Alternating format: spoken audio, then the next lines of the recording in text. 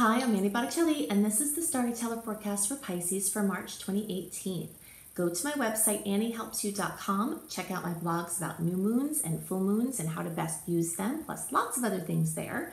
Also, if you'd like to have a written version of a personal horoscope for your sign, go to cozybysweetstarlight.com, and you can see much more succinct horoscopes that I write compared to my very long detailed videos.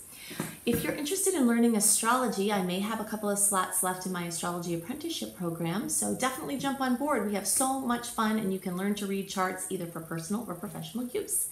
So what's going on in the month of March? We've got the great tide turning in. The first week in March is our last big open window of personal planet retrograde freedom, and then we start this very steady decline into the rest of the year until the middle of December as a theme of inward and backward. So I'm going to go into extensive detail about that in the general transit reading that follows the Pisces reading.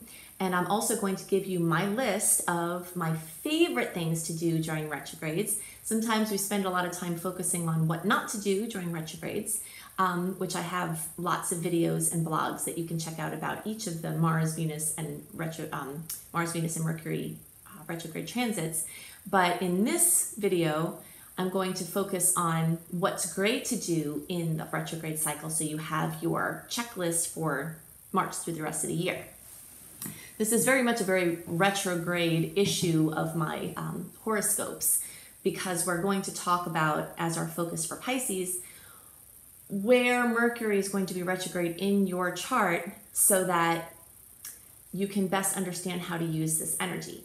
So first, I want to say happy birthday to the many of you who are going to have your birthdays this month. Birthdays are my favorite time of the year. There's so much magic at birthday time. You do get birthday wishes.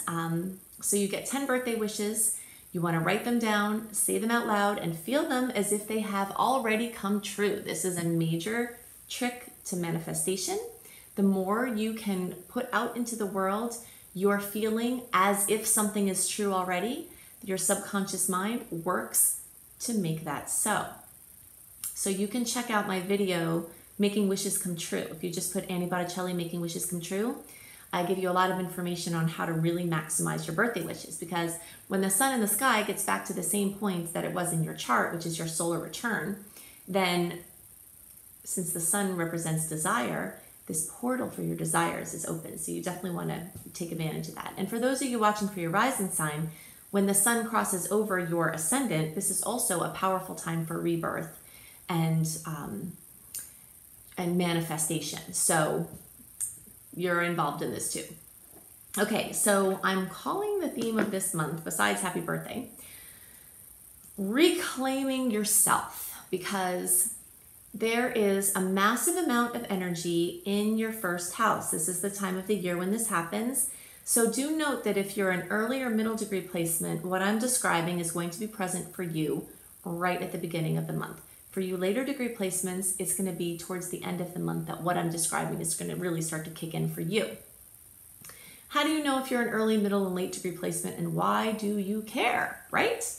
If this is your first exposure to this information, I will explain just very briefly that we've got 30 days that the sun is in each sign. And the sun moves a degree. So if you're measuring on a circle, we measure in degrees. So there's 360 degrees in a circle. There are 12 signs. 360 divided by 12 is 30. So each degree of the sign, so each day that the sun is in a different sign is a degree, has a little bit of a different viewpoint. So it just keeps clicking, click, click, click. It's kind of like when I don't know if you've ever been in one of these buildings, but somewhere close to me, it's basically a restaurant that rotates. Okay, so you can start out by looking at the water, the Gulf of Mexico, and then after a certain amount of time, you're looking the other way to the intercoastal and to the mainland, and then you cycle your way back around. So for every degree difference in Pisces that you are, your viewpoint for the month click, click, click, click, just changes a little bit, and it's staggered. So let's say the early and middle degree people are looking at the Gulf at that time, the late degree people might still be looking at the intercoastal. So as the clicking keeps continuing over, those late degree people now have the view that the other earlier placements had. And that's the same for all the signs. We just kind of go around this, you know, circular restaurant where the view that we have is changing every month, and that brings a focus into different fields of experience called houses. And that's why I mention this, is because if you're a late degree placement, it's going to be staggered for you. So the way you figure this out is you divide the days that the sun is in Pisces into thirds. So the first 10 days is early, the second 10 days is middle, and the last 10 days is late. And the same thing for your degrees if you're watching for your rising sign. 0 to 9 degrees early, 10 to 19 middle, and 20 to 29 late. Now, with all that being said, the early and middle degree placements have a massive amount of energy in the first house.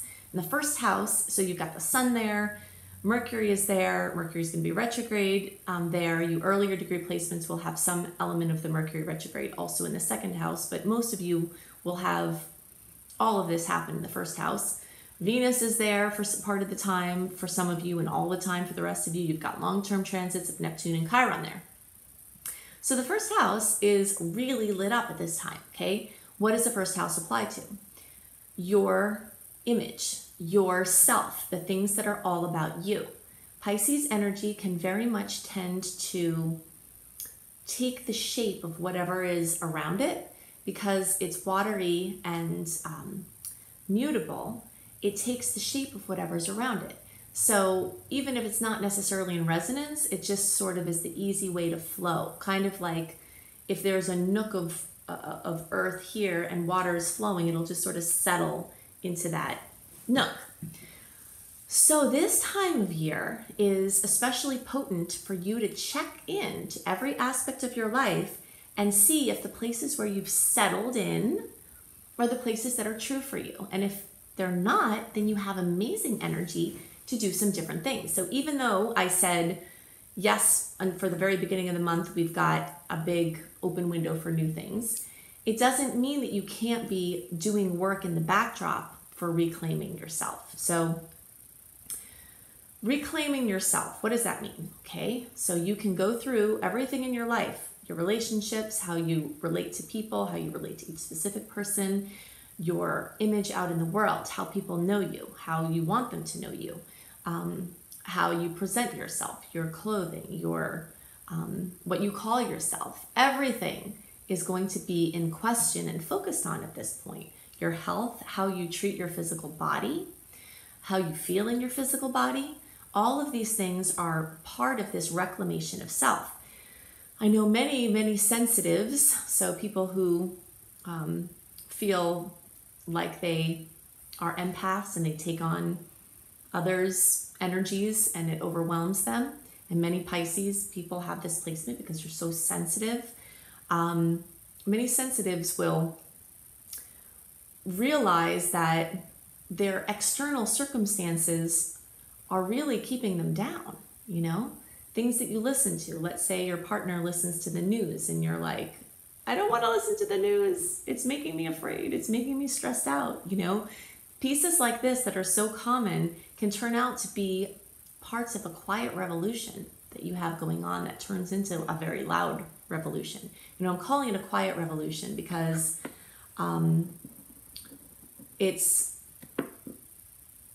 we're standing before all these retrogrades. So you might make some big choices now, but a lot of those choices will be more internal. Like, I am going to fix this circumstance. I am going to change this circumstance. I am going to improve this circumstance. But maybe you're the only one that knows you've made that decision, and that's totally fine. So anything that you can do to ask the questions with everything involving yourself and your physical body are going to be what this period of time is about. And if it's early in the month and you feel ready to make decisions, and even a little bit in, which I'll go into some of those dates when we talk about the general transits, you can make some big decisions. But just know that every decision you make now is going to be questioned throughout the rest of the year. So knowing that, just try to keep in mind and just follow your intuition as to what you're supposed to bring really far out there and what you're supposed to keep closer to yourself. So these are the things that are most on my mind for Pisces this month. Oh, one other thing, your later degree placements, before you get these energies cooking up, you're going to have a massive amount of energy in your 12th house. Your 12th house is your unconscious house, the house of your unconscious. So you are focusing more on the mental things, you know, the mental and emotional things that involve these physical things that we present out into the world. So when you have a lot of activity in your 12th house, sometimes you get insomnia, sometimes you get more anxious because things that were swept under the rug are brought up to be dealt with, you know. So just know that a lot of times before this rebirth time happens, which is really in full effect at the beginning of March for the early and some of the middle degree people, you have to go through this seeing what you don't want, seeing what the issue is, seeing what's not in resonance with you before you can start to make those inner decisions that will come as the planets move from the 12th to the first house for you as the month moves on. Okay, so now those are the things I wanted to talk about for Pisces. Now I'm going to go into a very extensive explanation of not only the general transits for March, but also what we're standing before as far as this wall of retrogrades and how you can best use the retrograde energy in wonderful and fun and easy ways and make this the best retrograde cycle ever. So we're going to go into all that now. So the theme of March 2018 for all signs is charging towards the past. I'm going to go into lots of detail about the general transits this month that I feel are relevant. Also, how this month and the energies and the recommendations for this month are actually starting a theme that lasts from March through the middle of December of 2018. So tips for now are going to hold as tips for the rest of the year pretty much. And we'll also go into some specific dates and other themes this month that are shorter term. If you would like a written version of what I'm about to share, then definitely go to my website, anniehelpsyou.com, sign up for my free email newsletter, and I send out a written version of the details I'm going to go into a month before the time they're relevant for. So if you find that it's a lot to take in and you want to see it written, then definitely do that. Okay, so charging towards the past, the energy of Aries, which is what predominates this month, after a short carryover from February of these Pisces energies. So we start out the month with internal, emotional focus, poetic and artistic energies, spiritual and meditative interests being highlighted, and other Piscean energies. But very quickly, as we get deeper into the month, the Aries energies take over. And Aries energies bring zest and impulsiveness and excitement and inspiration and impatience. Basically a desire to do something. Aries is an action-oriented energy. And so this month, the predominance of the energy is going to make you feel like you want to do something, like you want to take action on something. But because after March 7th or 8th, the energies start going backwards, this slow, steady decline into a year worth of very strong personal planet retrograde energies. I'm calling it charging towards the past because if you feel like you want to do something, taking action on things that have an eye towards the past or shorter term things or clearing up things from the past are going to go further than trying to launch new things. Now that's after March 8th or so, because we are still in the open window free from personal planets being retrograde until March 8th. So if you have some things that you want to push forward, long-term things, things that you've been working on for a while, things that you don't want to wait until the middle of December to bring out and be able to have good momentum, then you still have some time at the beginning of the month, but it's kind of ironic because the Aries energies don't start to get stronger until later in the month. You know, I mean, it's starting after the first week. So this first week of the month that is kind of covered in Pisces, emotional internal energy is actually some of the best energy for bringing things out. So you'll just have to feel your way through this. You know, I give you all of this information so that you have it but ultimately you have to tune into your intuition, into what the signs are showing you for when you're going to do what. So a theme that's going to come up throughout many transits throughout this month is of this over-exuberant Aries energy, bumping up in a challenging angle to Saturn or another planet in Capricorn, which still holds these Saturnian energies. So the way I imagine this is like a stern parent glaring at a child who's spinning around in a shop of fragile items. So the typical bull in a china shop energy is what really predominates at this time of the year, especially when we have a retrograde. So you're going to be rumping and bumping up against things, and that's going to especially be relevant on March 11th, on the days around March 11th, March 13th, March 23rd, the 24th, and the 29th, because on these dates, you've got personal planets hitting challenging angles with either Saturn or an outer planet in Capricorn, which still has the same energy. So it's not a time to try to force things, is what I'm trying to tell you. Okay, so if you're going to put extra energy that you have, and you probably will have, into something, it's best done to be put with an eye to the past, basically. So if you've got things to wrap up from the past, if something has come back in your field, that's an idea from the past, working on that. Something that has a contact or a connection to the past. Or is a short-term thing. You're trying something on, you're experimenting with something, you're trying to do something that only has a short, shelf life anyway. All of these things are great at this time. It's just the longer term things that we want to hold a little bit closer to us. So if you are pushing too hard in areas that are not flowing, you're going to get really frustrated. That will be a theme of this month if you choose to flow against the tides. It will be very prudent to put extra effort this month into guarding your body, especially your head, because Aries rules the head. So just being really careful about the awkwardness that is at play this month. So your routine for keeping your zen might have to be a little bit boosted, so be as proactive as possible for keeping your zen. So we're still having eclipse challenges and opportunities rolling in from the January and February eclipses. So you might see news or developments around things that had already come in still here in March. So be looking out for those. If you haven't watched my January and February reports, then definitely do that for your sign, because in January, I talk about the lunar eclipse and how it can affect your sign or your rising sign, whatever you're watching for. And in the February report, I talk about how the solar eclipse can affect your sign. So you want to have those understandings, because those eclipses are going to carry much further than these months that they occur in. So to help you get a better idea of themes at play that have been at play for a little while, they're going to continue to be at play, check out the January, February reports as well. And that's all I'm going to say really about the eclipses, because you can see those reports for more information, and there is a lot of information there. We have 2 full moons again this month, okay? So we had 2 full moons in January.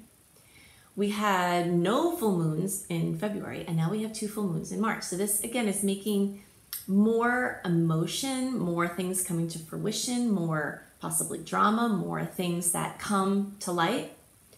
So at the beginning and the end of the month, you might see important and emotional occurrences, notable discoveries, or things coming to notable fruition. So until around March 8th, when Mercury retrograde shadow period starts, and also Jupiter starts its retrograde, there's more clarity around submitting taxes, making agreements, signing paperwork than there is after that point.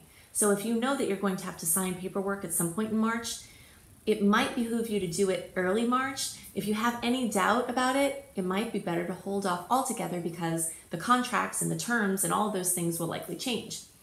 I'm not going to talk a lot about Mercury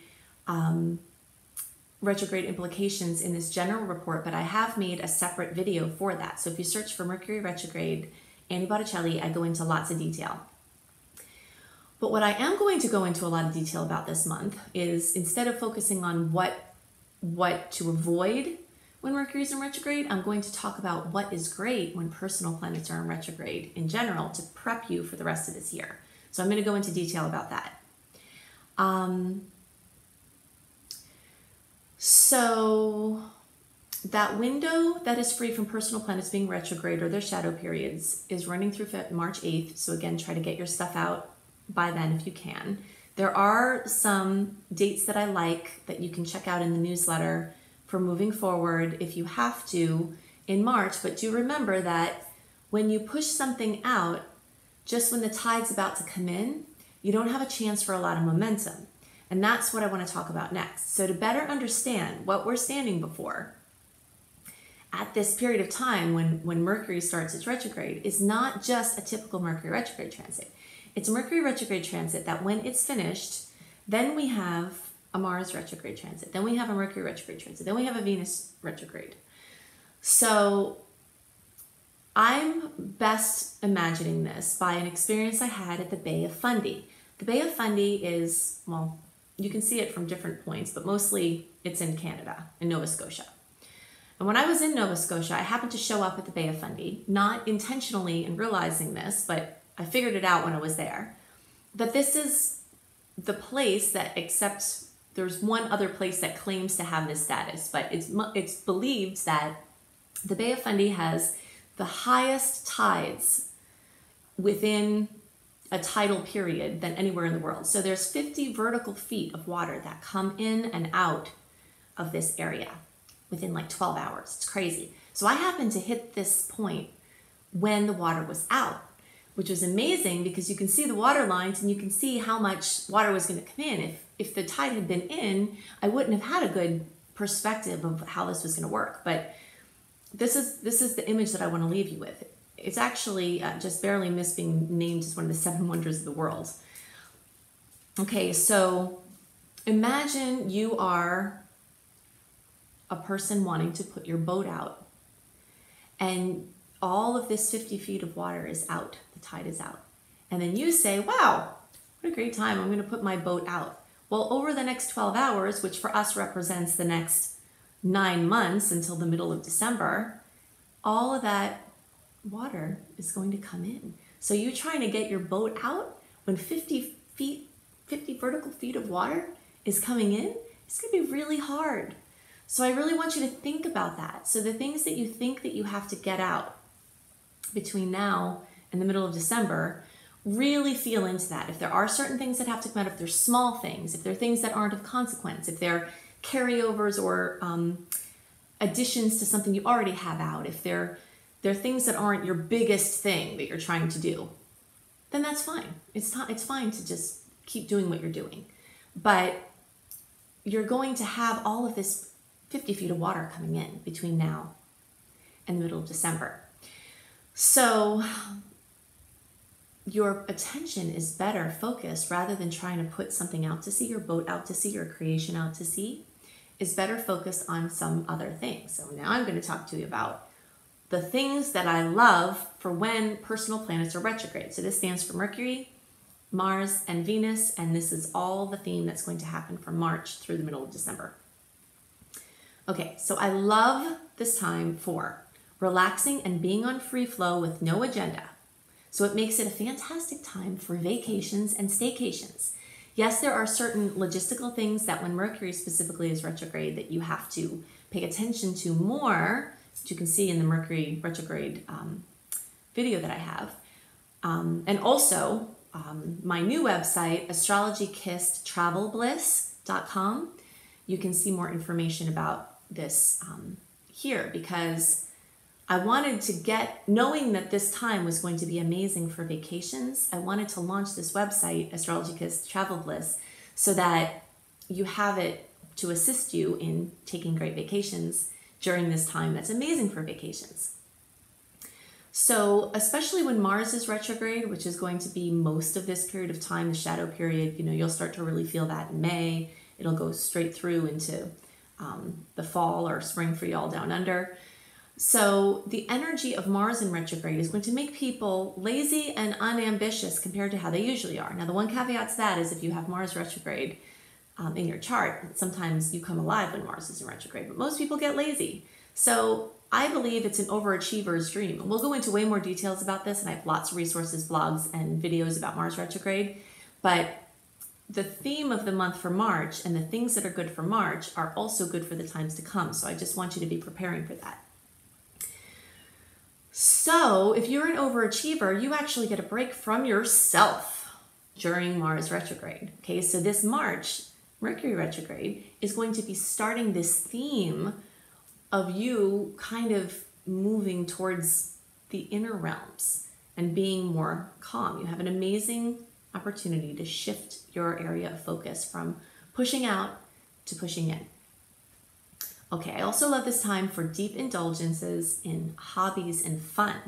This is a wonderful, amazing opportunity we have when it's like somebody, the universe, is giving us the green light to not be on turbo all the time, not to be completely overscheduled, not to be having 10,000 things on our list. So that leaves room for fun things. So basically things that are low stakes with no deadlines and no consequence if you don't finish. Those are the things I like for March and through the rest of the year. Things that flow in easily and unexpected. So again, with no consequence, if the term changes, no deadlines, no or low commitments. If something comes in, you're like, that's interesting. Okay, let me try that on. We'll do that. Okay, fine. That's wonderful for this month. Revising, reworking things previously pushed out into the world. That's part of why I've been encouraging you all, if you watch my videos regularly, I've been trying to get you to push things out in January and February if it's intuitively in line for you. Because this retrograde time is an amazing time for reworking, redoing, revising, revamping things that are already out. So that's what I mean about retrogrades being fine for business as usual. So you can do your business as usual. Just continue along whatever you're doing. And maybe you're bringing something out, maybe you're bringing a new offering, but the level of the new offerings that we want to try to keep the focus for this period of time from March through the middle of December is doing things you've already been doing or of the type you've already been doing, and not this is my big life's work that I'm finally bringing out to you. That's not the kind of thing that we want you to bring out. Now, one piece of information in case you absolutely have something you have to bring out. You can't bring it out by March 8th, and you can't wait until the middle of December. We have a week window from May 4th through May 11th, where Mercury retrograde has done with his post-shadow transit, and Mars pre-shadow transit has not started yet. So you have this week from May 4th to May 11th if you have to fit some things in. But again, be conscious of the fact that you're still putting it out when all of that, more of that vertical water is coming in. So it might not have the momentum that you're hoping for. So just kind of really feel in to how you want to work this. It might be perfectly appropriate for your situation to bring something out. Taking calm action on unfinished business of on any level that's squeaking for attention, or that you work on proactively before an issue comes up. Okay, so any unfinished business is the domain of the retrogrades, like being the earthworm. The earthworm is the theme of the retrogrades. So basically working over the soil, working over the soil, working over the soil, continuing to work over the soil, anything like that, or being proactive where there's something swept under the rug. Retrogrades are a time when things swept under the rug will definitely bring things out.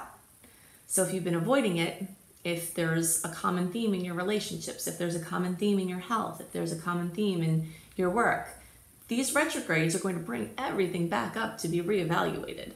So doing inner work I mean as tools that you use with the understanding that we're creating our reality from our perception and our programming inside.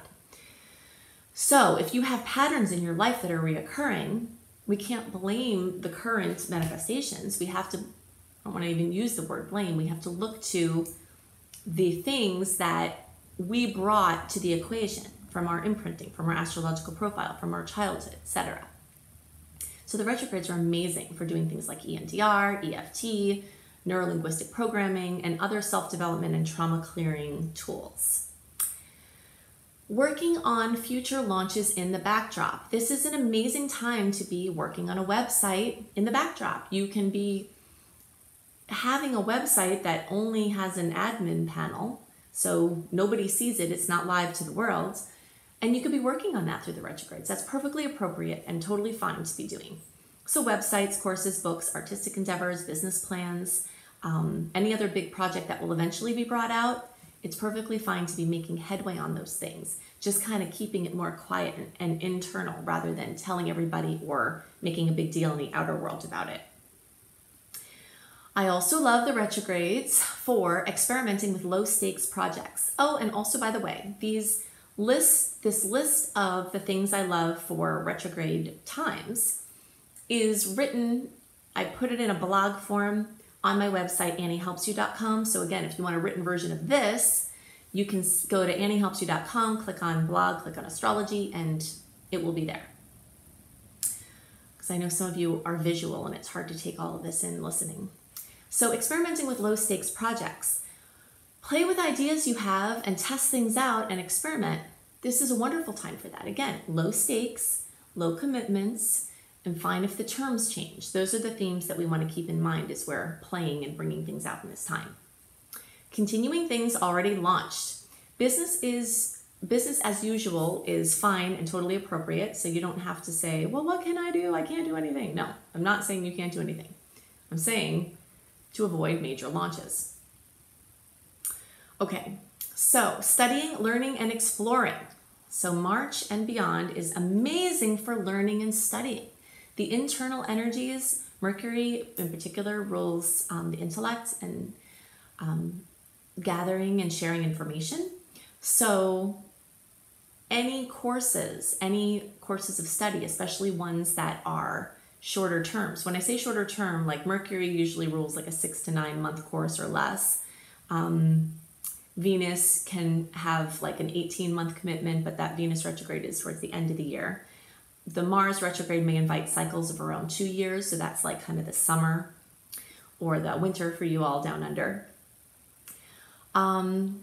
So yeah, exploring, looking into things, traveling, armchair traveling, anything where you're studying, experiencing, low stakes, low commitment, things that fall in your lap.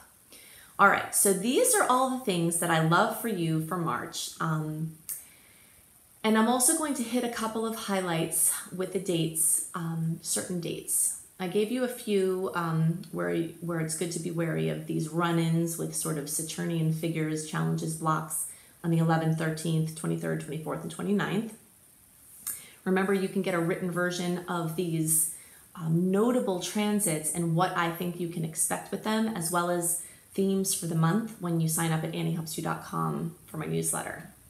So March 1st, we have a full moon at 11 degrees of Virgo, also with an awesome Venus and Jupiter trine. So this is really great if you have to pull things forward before the tides start to roll in. I love this energy. Jupiter's going to go retrograde on March 8th. Jupiter going into retrograde means that the overt enthusiasm, optimism, and blessings that Jupiter is bringing in certain areas of our life are more likely going to be pulled back and less obvious. So we can feel a little bit more discouraged in certain areas of life, but Jupiter is trying to shore up foundational issues so that it can further expand when it goes direct. Okay, so from March 8th through July 10th, we'll have Jupiter retrograde. And this will affect everybody, but especially Saggies will most obviously feel that.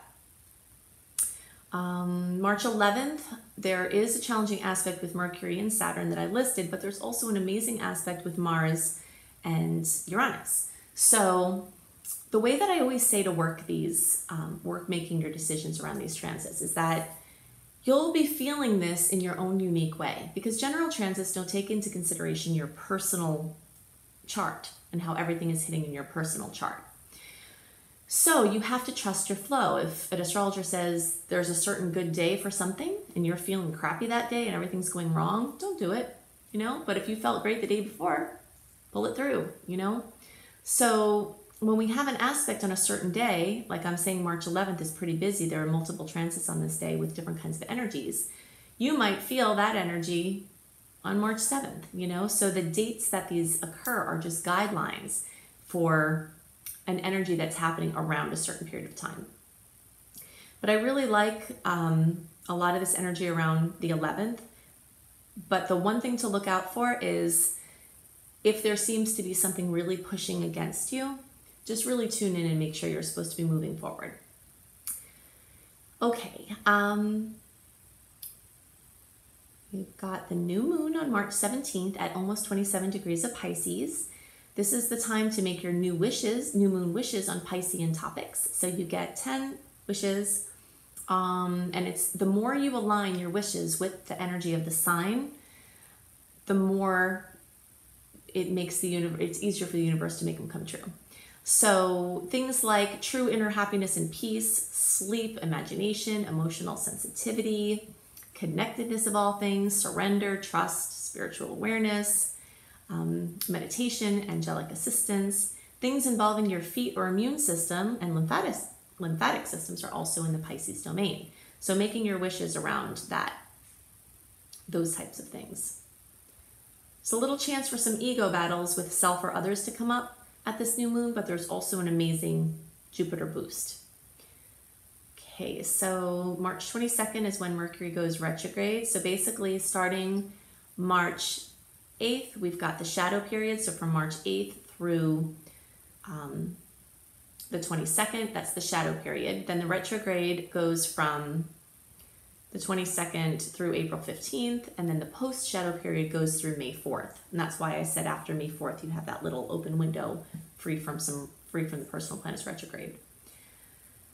So those are the things that are most on my mind for this month. We've got an amazing opportunity to chill out, an amazing opportunity to use energy that is present to charge towards the past.